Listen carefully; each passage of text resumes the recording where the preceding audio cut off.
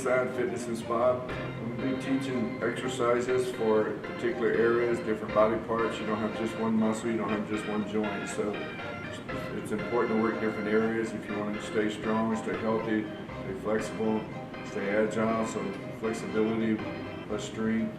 Like my Therapeutic Approach to Fitness book, it's about incorporating massage. It's not just it's nutrition, it's cardio. It's the 5 components. If you want to think of your life as a sport, think of your life as being a better athlete, you've got to do these things to be a better athlete. Same thing if you want to live a better quality of life, you want to live longer, it's important to take care of your body just like you would take care of yourself to play a sport. It's the same concept. You got to be a better athlete, you got to do the things it requires to be a better athlete. Same thing, you want to live a better quality of life, you want to live longer, you're going to have to eat healthier, you're going to have to stretch, you're going to have to work out, you're going to have to get massages, you're going to do more aerobic activities. So people are now today are more understanding. Instead of going to a doctor, and instead of going and letting him to try to help solve the problem short term, long term is what you need to look at. It instead of treating the symptom, treat the cause. And so what I'm going to be doing is showing different exercises, different body parts. There's not just one muscle, not just one joint. You just can't come here and do one exercise and you're done for the day. A lot of different areas you need to target, and then there's specific areas where people have more problems or have maybe restricted in certain areas they need to target, work on flexibility, get some massage work, open that shoulder up, get those hips, get the lumbar, and so forth. As you get older, you start having a lot of different issues in that with kyphosis, which is important to keep flexibility, stretching your hip flexors, your hamstrings, your shoulder. Your latissimus dorsi comes here and attaches here, so that anteriorly rotates your shoulders this way. You don't lift up overhead when you get older, so it's really important to be stretching. And at the end of the day, a lot of times everything compresses down, so the more that you stretch, the more flexible, the more you keep everything loosened up, the more you get fresh blood to the area, stimulate that synovial fluid. So it's all related. We're going to start with a series of exercises, working with you from different perspectives of the body. It's important to stretch. You don't want to just walk in here and start exercising. It's very important. I know there's different philosophies, different ways of looking at it. If you're looking at it from a muscle standpoint, yes, getting on the treadmill, warming up can help to increase the blood flow to the muscle and help you in the sense of getting a better stretch. But as we get older, and especially with geriatric population, older population, looking at it from a joint perspective, a joint's got to be able to move. Well, if you don't stretch and open that joint up, then and you start moving it, then a lot of times you can aggravate it. Plus you have cartilage in between, so a lot of times with this tight compression, you start wearing out the cartilage, so that's why I end up with degenerative joint disease, things like that. So a lot of times stretching, opening that area up, and then that's why we do exercise resistance training to help the strength and stabilize it. So over time, keep the strength and support so you're less likely to have that compression and tightness and the friction and wear and tear onto the cartilage and onto the joint area. So synovial fluid lubricates the joint, so it helps to get joints so they can glide instead of having friction.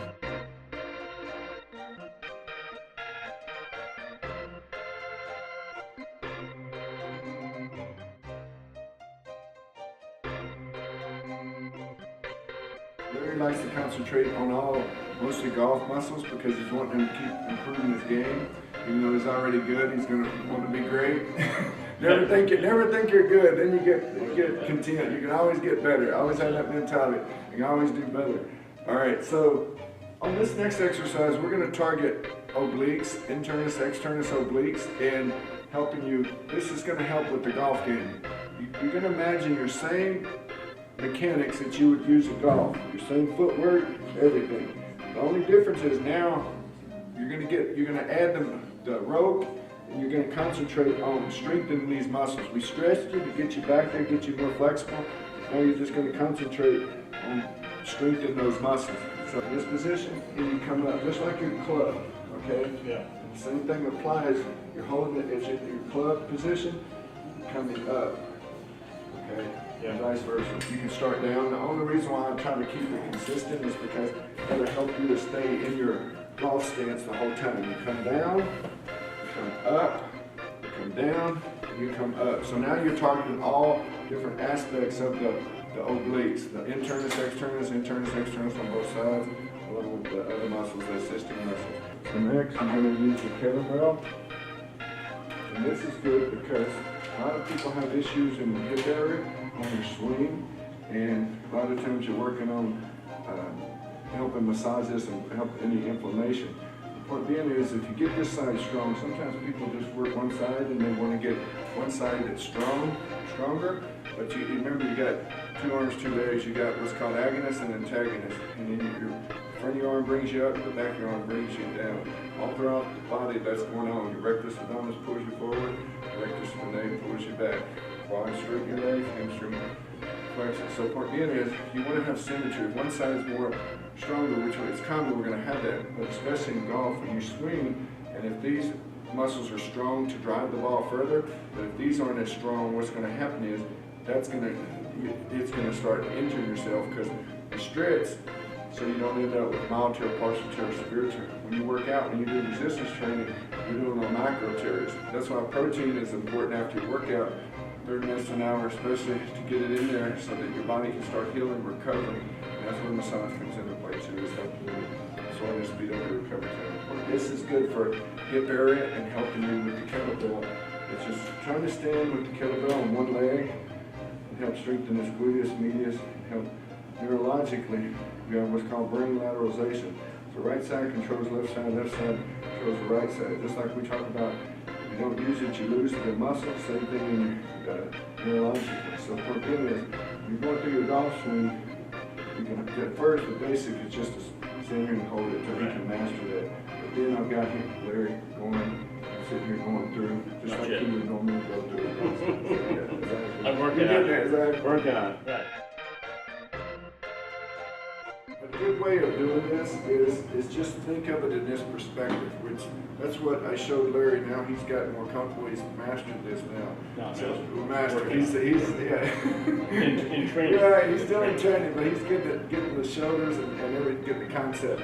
So what I tell people, forget the bars in your hand. Okay, all you think of it this way. I'm going to go right hand touches left toe. As I come up, I'm going to bring my right hand behind my head, my left hand behind my head. My left hand touches right foot. Stay low and just start over. Right hand touches left foot, right hand behind your head, left hand behind your head, left hand touches right foot.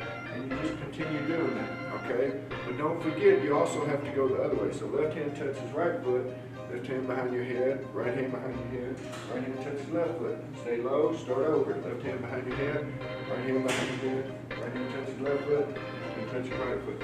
The only difference now is you're adding a bar, okay? So it's a little bit of coordination, but what I want you to do is make certain you visualize, even if you can't take your hands behind your head, coming back as close as you can will help open up that shoulder.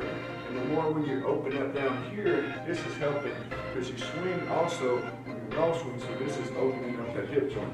So now all you're going to do is take this bar, right hand touch left foot, come up, right hand behind your head, you rotate, this arm is bent, this arm is extended, left arm is extended, right arm. So I touch the right hand behind my head, just bring it, slide it, start bending that left arm, straighten my right arm, and that will get you to touch the back of your head behind your head on the left hand.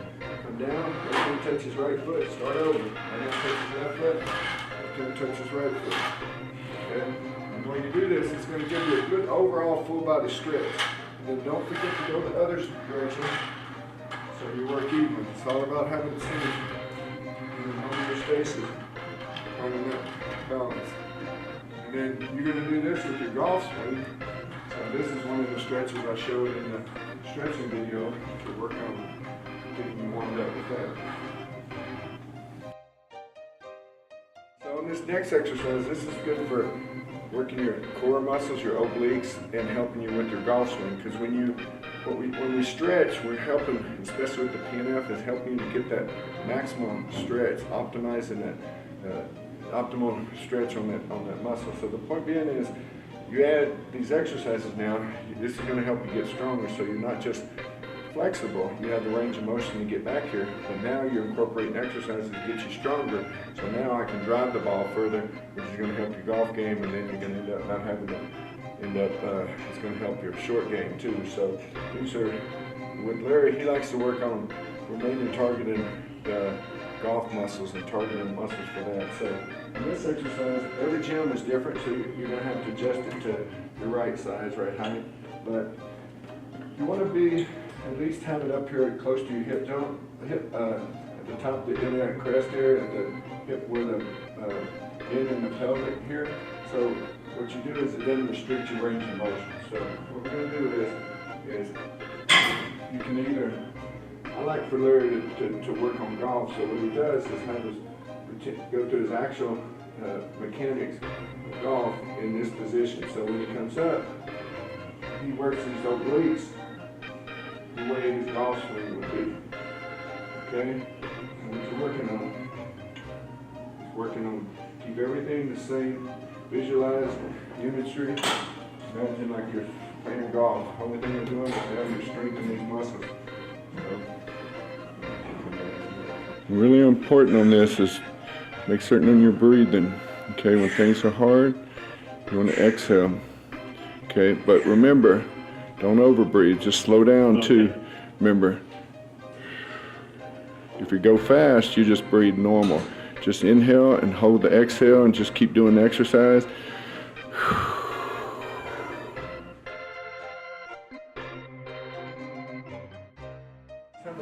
Larry's having a little issue in his back, close to his spine.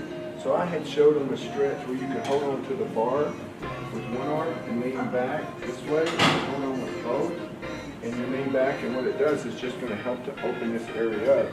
But if that's not good enough either, what you can do is take heavier weight, and you let a heavier weight just, you want to make certain, don't lower your back too much so you don't take all that weight and put it into your lumbar. Keep this strong, but then since it's up more upper mid-back, now he can just take all that weight and this will pull and open this area up and stretch this section out.